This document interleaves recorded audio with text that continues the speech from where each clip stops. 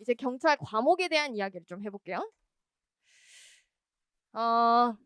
우리가 경찰에는 필수 과목이 있고 선택 과목이 있죠. 영어는 필수 과목이고 한국사와 영어가 이제 필수죠. 그리고 나머지 우리 이제 학생들이 가장 많이 하는 형법, 형사법, 경찰학이 이제 선택 과목입니다. 근데 공통 과목이라고도 얘기하기도 하죠. 필수 과목을. 근데 사실은 필수 과목과 선택 과목에 대한 학습의 접근법이 좀 달라요. 우선 저는 필수 과목을 가르치는 사람으로서 좀 얘기를 해보면 한국사도 그렇고 영어도 그렇고 저는 한국사 전문 아니니까 잘 모르겠지만 영어 같은 경우에는 여러분 매일 안 하잖아요? 까먹어요. 여러분 왜 TV에 보면 샘 해밍턴 영어 까먹었다 그러잖아. 영어 안 나온다 그러잖아. 그런 거 본 적 있어요? 막 제가 어제 유튜브에서 잠시 무슨 왓썸맨이라고 하는 그 박준영이 나와가지고 이태원에 가는 편을 봤는데 어떤 중동에 있는 분이 차 지나가면서 얘기를 하는데 엄마한테 영상 편지를 보내라고 하는데 엄마한테 한국말로 얘기하는 거야. 그래서 박준영이 아니 자기 나라 말로 해야지 왜 한국말로 얘기하냐고. 아 다시 하겠다고 해놓고 또 한국말로 얘기해. 아 계속 한국말이 떠오른다 그래. 그 왜 그래? 안 쓰니까 그래요. 저도 여러분 만약에 영어를 매일매일 쓰지 않으면 저도 까먹을 거예요. 여러분들은 더 하시겠죠. 왜요? 영어 공부를 이제 막 시작하는 입장인데 매일매일 안 해. 띄엄띄엄 해. 그러면 다 날아가는 거예요. 여러분들이 천재가 아닌 이상. 그래서 영어 수업이 일주일에 2번 있다라고 하셔도 매일 하셔야 됩니다. 아셨죠 여러분? 나 잔소리 같지? 너 어떡해. 어쩔 수 없어. 이거는 저의 직업병인 거예요. 어쩔 수 없어요. 왜 이 얘기를 하냐면 이 얘기를 오리엔테이션 때 안 하면 기본 이론반 학생들은 방황을 해. 공부를 어떻게 해야 될지에 대해서 되게 방황하고 상담도 많고 갈피를 못 잡더라고요. 그래서 제가 합격생들이 어떤 커리큘럼을 따라갔고 어떤 학습 방향을 따라갔는지에 대해서 제가 첫날에 꼭 얘기하거든요. 좀 들어봐봐요 여러분. 잔소리 같겠지만 매일 하셔야 돼요. 그 다음에 커리큘럼별 학습인데 그게 뭐냐면 기본 이론이죠. 지금은 제가 기본 이론반 때는 이것만 하세요라고 얘기할 거고요. 심화 이론이 가면요 이거에 초점을 두세요라고 말할 거고요. 그 다음에 문풀 가면요 이거에 초점 두셔야 돼요 라고 얘기할 거고 그 이상 가면 그 커리큘럼마다 제가 여러분들에게 과제를 내드릴 거예요. 여러분들의 목표치를 제가 잡아드릴 거예요. 그거에 따라서 공부를 해야지 기본 이론 때 그냥 수업만 찍 두고 수업 때 했던 거 하자 심화 때 수업했던 거 이게 아니라고. 그 커리큘럼별로 여러분들이 마스터를 하셔야 되는 어떤 부분들이 존재해요. 그거에 대해서 제가 말씀을 드리면 그거를 여러분들이 목표로 잡고 2달 동안은 이것만 끝내자. 이렇게 여러분들이 학습을 하셔야 된다는 이야기고 그 다음에 또 있어요. 영어가 어휘 있고 문법 있고 독해 있죠?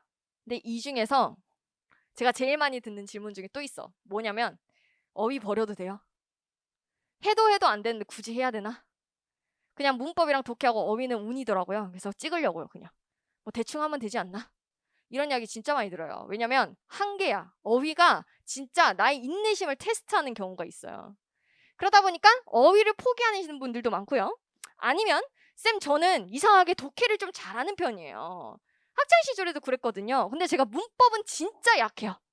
그래서 저는 문법을 버리고 어휘랑 독해에서 좀 맞춰갖고 문법은 찍어서 그냥 버리려고요. 이런 분들도 많아요. 독해는 못 버려. 왜냐면 독해는 10문제나 되거든. 그래서 이 둘 중에 뭔가를 자기 마음대로 선택적으로 취하고 취하지 않는 분들이 계셔요. 절대 해서는 안 되는 일이에요. 절대 해서는 안 되는 일이야. 그런 일이 없도록 제가 수업을 진행을 할 거고 여러분들 지금 뭐 하나를 버릴까가 아니라 뭐 하나라도 버리지 않아야겠다라는 마음으로 학습에 임하셔야 된다고 말씀을 드리고 그 다음에 좀 힘든 이야기예요. 영어는요. 여러분들이 이론반까지 들을 때 다른 과목에 비해서 학습량이 월등히 높아요. 그러니까 뭐냐면 이 3법 같은 경우에는 여러분들이 수업을 듣잖아요. 너무 막 쏙쏙 들어와. 아니 막 사람 죽이고 막 뭐 훔치고 막 강간하고 이런 자극적인 이야기들로 가득한데 어떻게 그게 기억에 안 남을 수가 있겠어? 그러니까 누가 얘기를 해주면 아 맞다 이런 거였지? 이렇게 여러분들이 머릿속에 떠오르는 스토리가 있어요. 근데 한국사도 스토리가 있잖아. 뭐 무슨 왕이 뭘 했고 어쩌고 저쩌고 막 이런 거 있잖아요. 영어는 아무것도 없어요. 그러니까 처음에 다른 과목은 그래도 재미있고 흥미있고 좀 하면 이해가 되고 내가 해야 될 게 조금 적은 것 같은데 영어는 여러분들이 초반에 다른 과목에 비해서 2배 이상의 시간을 쏟아야지 다른 과목만큼 이해가 돼요. 그래서 미리 제가 말씀을 드릴게요. 초반에 여러분들 영어 때문에 고생을 좀 하실 거예요. 어쩔 수 없어요. 언어라는 과목의 특징이에요. 그래서 초반에 여러분들이 이론반 들을 때까지는 학습의 비율을 잡으실 때 영어에 가장 많은 비율을 투자하셔야지 나머지 과목이랑 밸런스가 맞다라는 이야기를 하는 거야. 왜냐하면 한국사 여러분 영어로 수업합니까? In Joseon era? 뭐 이래? 아니잖아. 형법 여러분 영어로 수업해요? 형사법? 경찰아? 다 한국어야. 그러면 적어도 수업을 안 들으면 내가 책을 볼 수는 있잖아. 책을 읽어볼 수는 있다고요. 근데 영어는 책을 펼쳐봐요. 반이 한국어고 반이 영어야. 무슨 말인지 이해가 안 가. 그러니까 어때요? 처음에 힘든다고요. 공부하기 싫다고요. 내가 혼자 안 되니까. 그래서 초반에 여러분들이 좀 노력이 많이 필요하다라는 말씀을 드리고, 그래서 이제 선택 과목은 선생님들이 다 말씀하시겠지만 기본 이론 반대는 수업을 따라가고 참석하고 이해하는 거에 목표를 두시면 나중에 절로 잘 되더라고요. 자, 그러면 이제 방금 얘기한 거예요. 합격을 결정하는 핵심 과목이 영어인데 솔직히 이번 시험에 대해서 한번 말씀을 드려볼게요. 2019년도 2차가 끝나고 2020년도 1차가 있었고 20년도 2차가 있었죠? 근데 이때 코로나 때문에 연기가 됐어요. 그리고 이때 연기가 될 줄 알았는데 그대로 강행했어요. 그쵸? 근데 이거의 텀이 너무 짧았어요. 사실은. 이게 체불하고 이거까지 다시 넘어오는데 시간이 되게 짧았어요.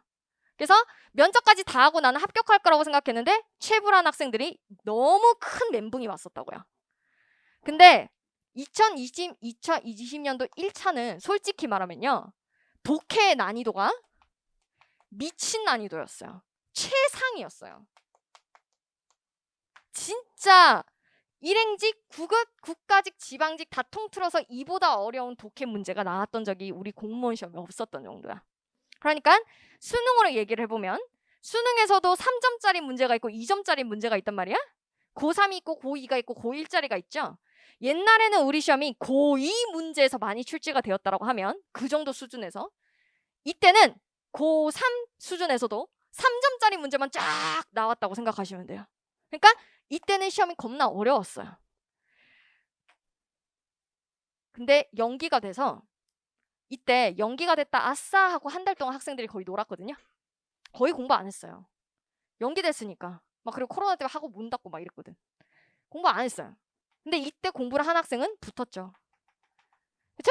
근데 이때 이제 체불한 학생 아니면 이때 이제 논다고 공부에 감을 잃는 학생이 이제 2020년도 2차에 시험을 쳤어야 되는데 이때 이제 다들 연기되지 않을까?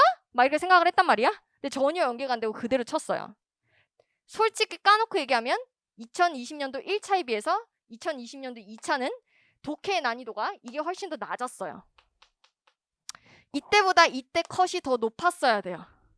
이때보다 이때 꽈락률이 더 낮았어야 돼요. 근데요. 이번 시험에 영어에 꽈락을 받은 학생들이 굉장히 많은 걸로 지금 집계가 되고 있어요. 그러니까 영어가 어차피 한 과목이 꽈락이 되면 나머지 과목을 아무리 잘 쳐도 합격을 할 수가 없기 때문에 그 예측 컷에 넣어볼 의미가 없거든. 그러니까 그런 넣어볼 생각조차 안 하고 있는 학생분들이 굉장히 많다고요. 그 왜 그렇다고 생각해요? 매일 안 해서 그래요. 놀았잖아. 되게 신기한 게 제가 되게 아끼는 제자 중에 같이 체불해가지고 막 울고 그랬는데 2001차에 되게 높은 점수를 받았어요. 필기를. 되게 높은 점수를 받아서 가겠다. 어떡하냐 이러면서 막 같이 밥 먹고 막 그랬어. 기분 좋아가지고. 필합했지? 그리고 이제 하는데 체력을 준비하다가 발목 부상을 입었어요. 그것도 체력 시험 일주일 전에. 그래가지고 이제 무리를 한 거야. 그래가지고 체력에서 점수가 안 나왔어요. 그래서 그래도 워낙 필기 점수가 높으니까 그래도 괜찮겠지 했는데 체불해버렸어요. 근데 그 학생이 영어 점수가 얼마나 좋냐면 뭐 평균이 60점 뭐 잘 본 애들이 65점 받을 때 얘 90점 받는 애거든. 85점 받는 애거든. 영어에 대해서는 내가 건드릴 게 없어서 너 그냥 자습해 이렇게 얘기하는 애예요. 근데 얘 체불했잖아요. 그래서 이제 체불하고 나서 이제 연락이 온 거죠. 어떻게 됐냐 했더니 죄송합니다 이러더라고. 나한테 뭐가 죄송해. 괜찮아 다시 하면 돼. 너 잘하잖아. 얼마 안 남았으니까 이때 한 달 남았나? 한 달 반 남았나 이랬어요. 잘하니까 이 차에 가면 돼. 신경 쓰지 마. 그냥 하던 대로 하면 돼. 뭐야 발목 다쳐서 그런 거야. 너 아무 잘못 없어. 막 이렇게 얘기했는데 영어가 하나도 기억이 안 난다. 나 솔직히 거짓말인 줄 알았어. 말이 안 되잖아. 평소에 영어를 이렇게 잘하는 놈이 갑자기 한 달, 뭐 시험 끝나고 한 2달 면접하고 뭐 체력한다고 해서 영어를 다 까먹는 게 말이 되냐? 난 이렇게 생각한 거야. 에이 거짓말 치지 말자. 진짜 기억이 안 난대. 큰일 났대 지금. 너 나 놀리는 거지? 거짓말 치지 말자. 진짜 기억이 안 난다는 거야. 근데 얘 말고 또 체불한 여학생이 한 명 있어요. 영어 진짜 잘해요. 뭐 제일 어려웠다라고 하는 2020년도 1차, 2019년도 3차, 2차 이때 전부 다 90점 이상 받았으니까. 걔도 똑같이 얘기하는 거야. 영어가 기억이 안 난다고. 그러니까 이번에 걔네들 영어를 잘하는 학생들이 체불자들이 하나도 기억이 안 난다는 얘기를 듣고 진짜 영어는 원래 잘하는 학생들도 방심할 수 없는 과목이구나. 그러니까 꾸준한 학습이 그만큼 중요한 과목이구나를 제가 또 한 번 느꼈어요. 그래서 여러분들이 좀 마음을 크게 먹고 시간을 많이 할애해야 된다라는 이야기를 하는 거고 그 다음에 단계별 학습이라고 했죠? 이거는 제가 알아서 가져갈게요. 그 다음에 이제 하나 더 있어요. 제가 지금 여러분한테 막 영어가 어렵다 요새 시험 어렵습니다 하니까 여러분들이 지금 막 큰일 났어. 나는 진짜 노베이스인데 뭐 이렇게만 어려우면 나 어떡하지? 막 나 이번에 할 수 있는 거야? 막 이런 생각이 분명히 드실 거예요. 나한테 하란 소리 하지 말란 소리야. 근데 우리 공무원 영어 시험의 특징에 대해서 한번 얘기를 해볼게요. 그래서 제가 이 얘기를 하면서 출제관들에게 죄송한 이야기지만 제가 욕을 할 수밖에 없을 것 같은데 우리 공무원 시험 9급이건 소방이건 경찰이던 우리 공무원 영어 시험을 치는 이유가 여러분 뭐라고 생각하세요? 여러분 외국인들 상대하세요? 여러분 경찰 되면 외국인만 잡으러 다니는 거야? 아니잖아요. 여기 있는 어휘들 여러분들이 경찰 생활 하시면서 현직 생활 하시면서 쓰실 것 같으세요? 안 써요. 근데 이걸 왜 해? 제가 원어민 친구들이 주변에 꽤나 많은데 그 친구들이 제가 원래 통역사였어요. 그래서 통역사에서 이제 강사 일 다른 거 가르치다가 이제 이렇게 넘어왔는데 제가 요 경찰 영어를 가르친다고 했더니 너네 나라는 경찰들이 뭐 영어를 써야 되는 이유가 있는 거야? 한국에 그렇게 외국인이 많았나? 이렇게 물어봐. 그래서 뭐 경찰들 중에서 외국인을 상대하는 경찰이 따로 직책이 있는 거야? 이렇게 물어보더라고. 그런 애들을 가르치는 거야? 아니야. 근데 왜 봐? 몰라. 어떤 걸 봐? 내가 막 단어 불러주지? 몰라. 이런 단어 들어본 적 있어? 아니? 이래. 걔네들의 학벌 수준이 변호사예요. 미국에서. 영국에서 의사예요. 그런 제 원어민 친구들도 나는 그런 어휘를 태어나서 단 한 번도 써본 적이 없어. 라고 하는 어휘들을 여러분들한테 외우라고 시키고 그게 시험에 나와. 왜 그렇다 생각해? 무슨 상관관계가 있냐고. 여러분들의 직업과 그 쓸데없는 상위 어휘가 무슨 상관이 있냐고. 왜 그게 필요해요? 아무 필요 없잖아. 그쵸? 근데 그걸 왜 외우게 하지? 그걸 왜 시험에 내지? 성실도예요. 공무원이라고 하는 것은 여러분들이 한 번 입사를 하시면 큰 문제가 없는 이상 아니면 여러분들이 사표를 내지 않는 이상 어쨌든 간에 굉장히 오랜 기간 동안 국가를 위해서 이제 서비스를 해야 하는 직업이에요. 그게 공무원이잖아요. 그쵸? 그러면 그들의 입장에서도 오랫동안 시민들에게 훌륭한 친절한 그들이 지향하는 것은 서비스를 제공하기 위해서는 성실한 사람을 뽑고 싶을 거 아니야. 여러분들이 윗사람이라고 생각해봐요. 근데 그 성실도를 어떻게 평가할 거냐 생각하다가 공부를 평가하자 된 거야. 근데 공부를 평가할 때 여러분 두뇌를 평가할 거냐 성실도를 평가할 거냐에 대해서 시험 문제는 다르게 나와야 돼요. 만약에 여러분들이 똑똑한 사람을 뽑을 거라고 나라에서 마음을 먹었다면 이런 암기 형태의 과목을 보지 않겠죠. 그렇죠? 근데 우리 시험은 대부분 다 암기 형태의 과목이야. 그 말은 여러분들에게 성실도를 보고 열심히 노력한 사람만 우리 직책에 오세요라고 하는 건데 그래서 암기 형태의 문제와 논리력을 필요로 하는 문제가 구분이 되어 나와요. 우리 시험에. 암기 형태의 문제는 외우면 다 맞춘다는 소리야. 여러분들이 지금 내가 영어가 너무 부족하고 나는 원래 이해 능력이 조금 부족해. 나는 공부랑 원래 담 쌓고 살아서 남들이 책을 한 번 읽을 때 나는 2번 읽어야 이해를 하는 사람이야. 라고 하시는 분들도 희망을 가지셔야 돼요. 왜? 암기 형태의 문제가 대다수거든요. 그리고 우리 경찰 영어는 암기의 범위가 다른 9급에 비해서는 좀 좁은 편이었어요. 그런데 제가 지금 욕을 하는 이유는 점차 늘려가고 있어요, 그 범위를. 그러니까 그래서 좀 짜증이 나는데